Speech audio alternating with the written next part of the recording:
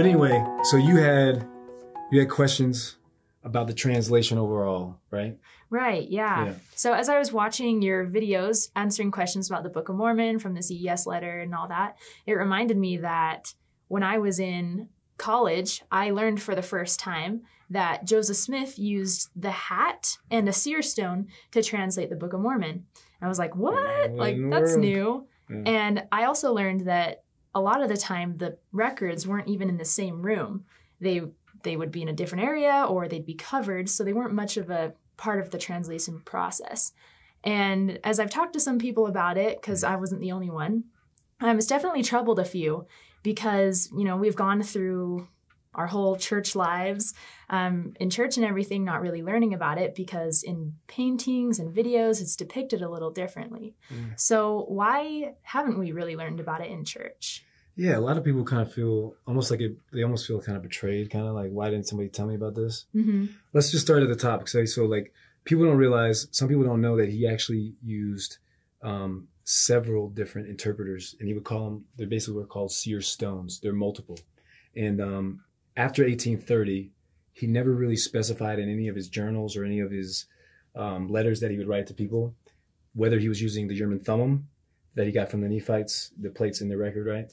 Or if he was using the seer stones. And in fact, oftentimes he would actually call them the Urim and Thummim, and he would refer to either one the same way. But I think that's okay because, I mean, they basically serve the same purpose anyway, right? But over time, he really got better at using the seer stones or the Urim and Thummim to interpret the translation of the Book of Mormon. But let's get to the other question you had about the hat. Like, it's kind of this goofy thing, like a top hat is kind of weird, right? Right. But let me ask you a question. When you watch a movie, do you keep the lights on or do you turn them off? Yeah, usually turn them off. And why do you do that? So we can see the TV? So to see the TV, even though you got, what, like 72 inches of TV and it's like in 4K and you still want to see it better, right? Right. Okay. Now, Joseph Smith, imagine he's translating something and he's got to dictate it. He's got to focus. And so it makes sense that he would put his, you know, he wants to see, so he puts his head in the hat so he can see it more clearly. And in fact, even when you use your phone, right?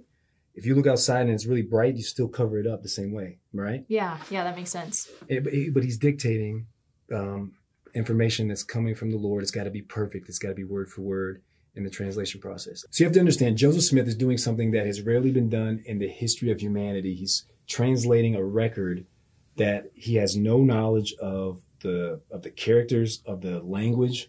And it makes sense that he doesn't have to look at the plates because the revelation is coming directly from the Lord through the Urim and Thummim anyway. So the plates themselves could be covered. They could even be somewhere completely different. And he could translate. And why could he translate?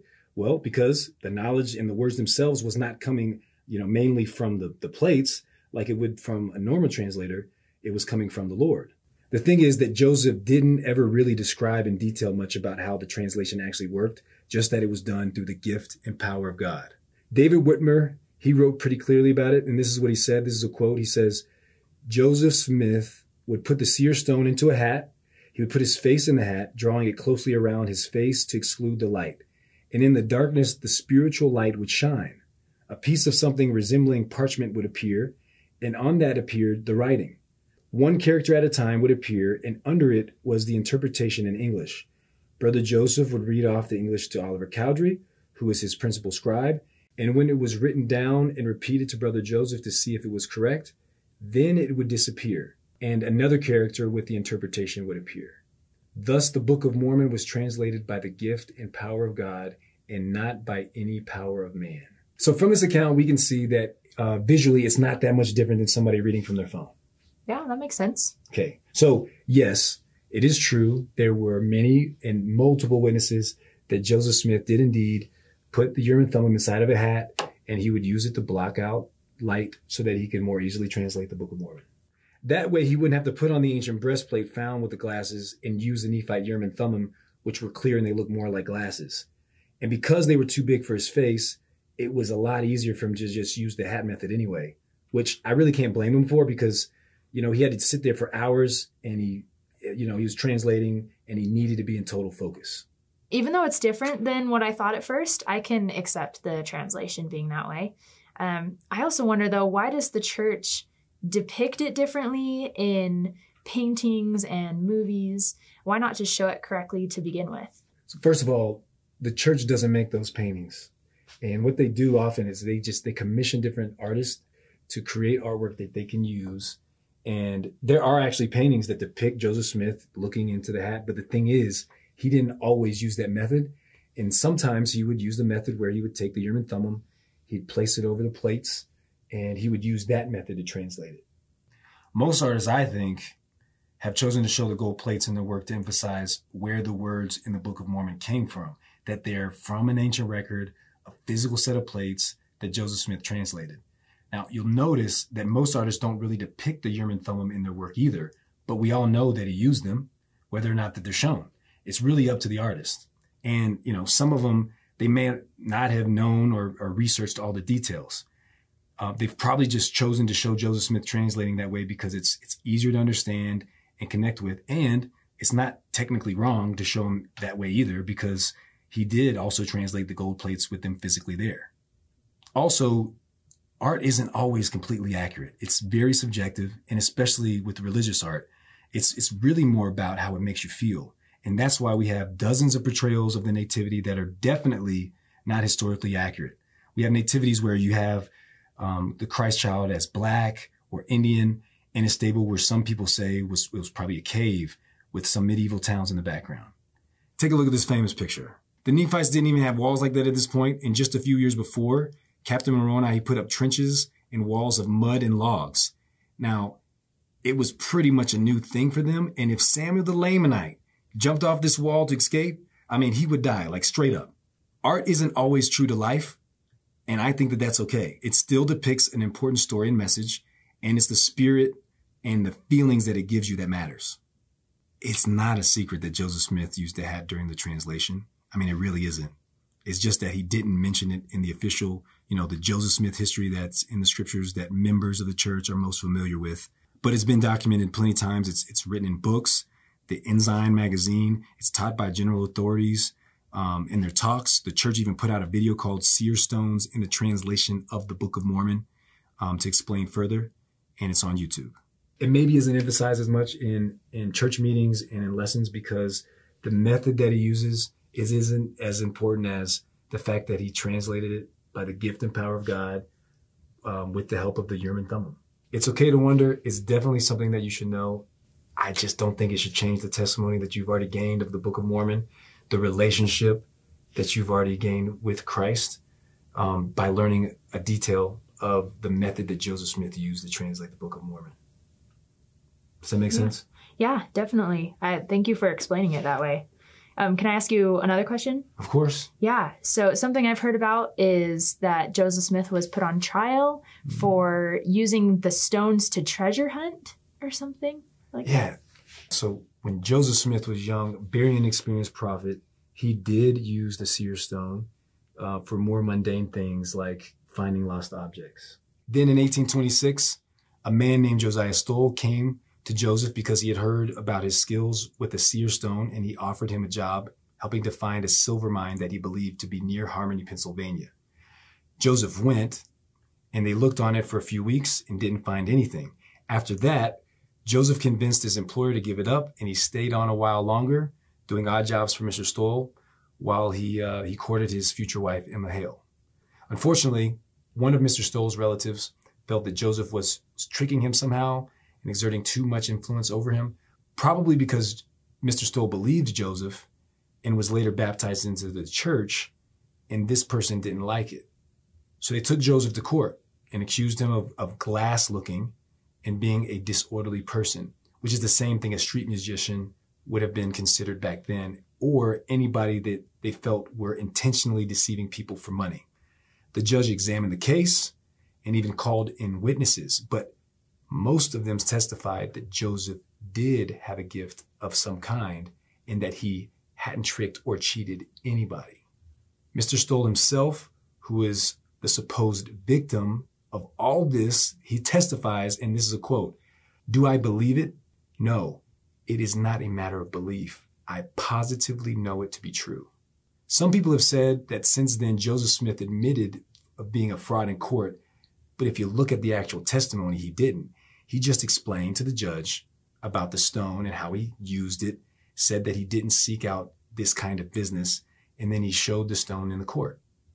This is a detail that is conveniently left out by a lot of critics because this was not even a criminal trial. It was what we would consider a pre-trial hearing.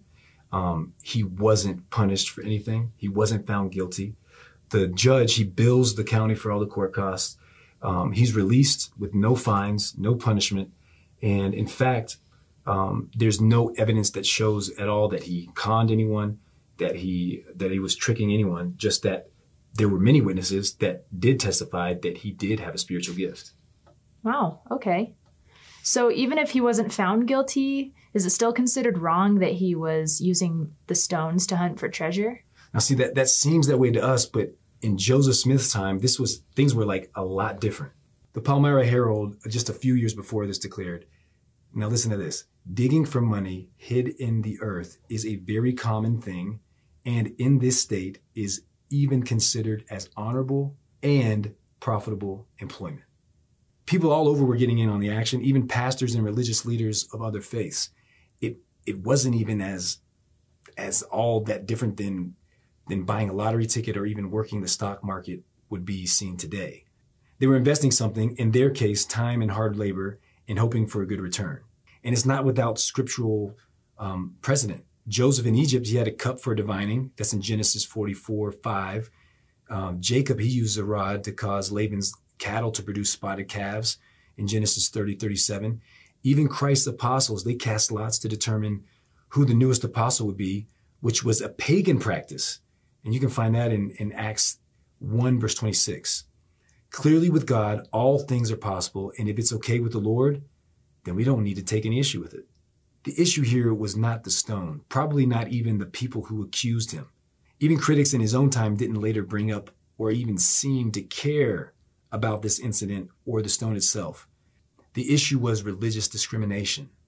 This was not the first or the last time Joseph Smith was accused of being an undesirable because of his spiritual beliefs or his calling as a prophet. This is honestly nothing more than critics taking an isolated incident out of context and blowing it way out of proportion. Yes, Joseph Smith used seer stones and the Urim and Thummim to translate the Book of Mormon. Yes, he did start with small objects and gradually get better at it, working on bigger objects until he was ready and prepared to translate the record of the Nephites and other things. What this does leave us with is a knowledge and a testimony and witness of the Book of Mormon. It's another testament of Jesus Christ. We can't forget that God does still talk to his people, that revelation does still exist, that miracles still exist, that God performs miracles for you and through you. The bottom line, honestly, is that Joseph Smith, he is a prophet. He did translate the Book of Mormon by the power of God. And you shouldn't let, critics throw you off from details that sometimes aren't really clarified. And throw off everything that you already know, that you've already found to be true. And I just really think that we have to look at the past through the correct context of what was actually happening. And then also through their culture and really understand what it really is that happened. I mean, I'm saying a lot of stuff, but does this make sense? Is this helpful? Yeah, this is really helpful. I appreciate you breaking it all down for me. So this is some good stuff to know. Well, I can't take any credit for it, but I would say that don't forget that questions are good, but also remember that it takes time sometimes to find those answers.